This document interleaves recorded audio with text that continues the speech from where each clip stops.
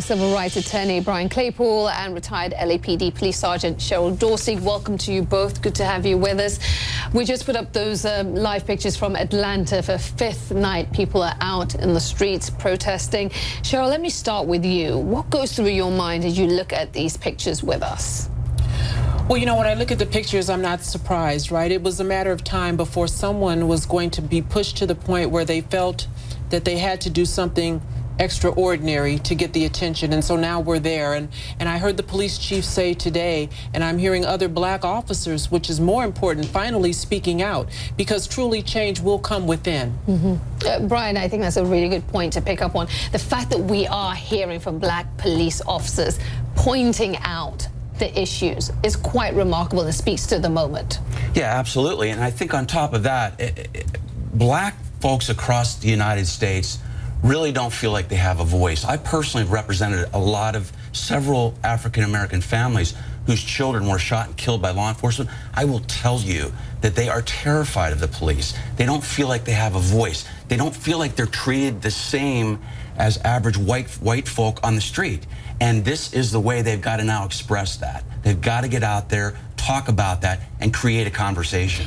To me, hearing you say that, I mean, it's remarkable, and I have to turn to you, Cheryl. When you hear him say that, you know, as a black woman, as a former police officer, and you hear him say, and I'm sure you've heard it yourself in your own circles, that black people are terrified of the police. Well, listen, I don't have to hear it, I live it, right? I'm a black woman, and I'm a black mother of 4 young black men. And so I have those very same concerns that every mother has. I have those very same conversations that every mother has with their son about how to comport themselves so that they will survive that police encounter should it happen. And so now, finally, our complaints are being validated and corroborated in ways that they can no longer deny. So was it difficult for you being part of law enforcement and knowing this reality? How did you navigate that? Well, for me, it was quite simple because I never bled blue. It was just a job, right? And so I didn't have any problem differentiating between doing what's right and doing my job. I went out every day and treated people as I would want any police officer to treat my son if you encountered him. I was able to do my job professionally, ethically, take someone to jail when they did wrong, and leave them with their dignity along the way. And that's what people want. So, Brian, what do the events in Dallas mean for protesters as they continue to demand that their voices be heard? Because there are some who are now trying to recalibrate the conversation in light of the death of the 5 officers. Well, I wanted to comment on what the chief of police said in Dallas.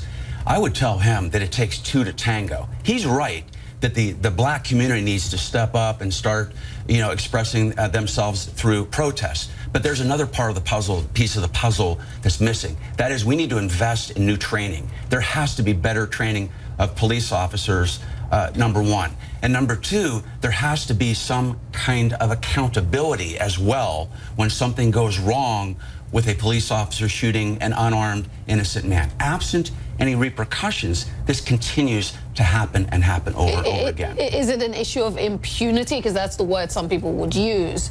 Absolutely. You know, I like to say it's officers who are drunk with power, right? And great deference is given to the police. And so unless there's a consequence for that circumstance, unless there's accountability, personal accountability, police officers are able to hide under the shield of a police department. Taxpayers pick up that $6.4, $2.3 million settlement. And so the officer learns nothing. And until that changes, until police chiefs admit that there's a problem, there's nothing to fix. Well, and we need transparency, too. I think a good way for police departments to start engendering goodwill with the black community is to start regulating their own officers and keeping statistics of racial profiling, keep their own statistics, and make those statistics available to the community so that the black folks across the country see that the police departments are actually trying to monitor this. I want you to take a look at this image, one image from the weekend that everyone is talking about. It effectively went viral, and it shows this young woman, Aisha Evans, standing there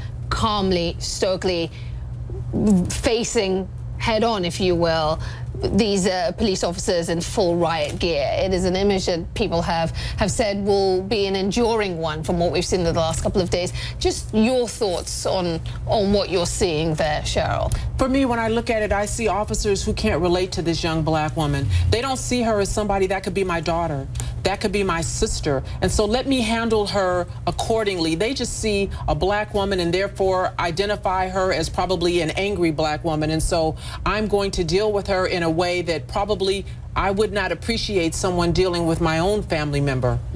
Brian. I see this as a culture of an aggressive mentality, that police officers are now arriving at scenes, and instead of trying to diffuse situations, they are escalating violence. It's a mentality and a culture that needs to be eradicated through better leadership throughout police departments in the United States.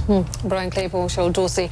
Sadly, though, we must leave it, but thank you for the great conversation and for the honest conversation. It's much needed. Thank you. Thank you. Well, be sure to tune in.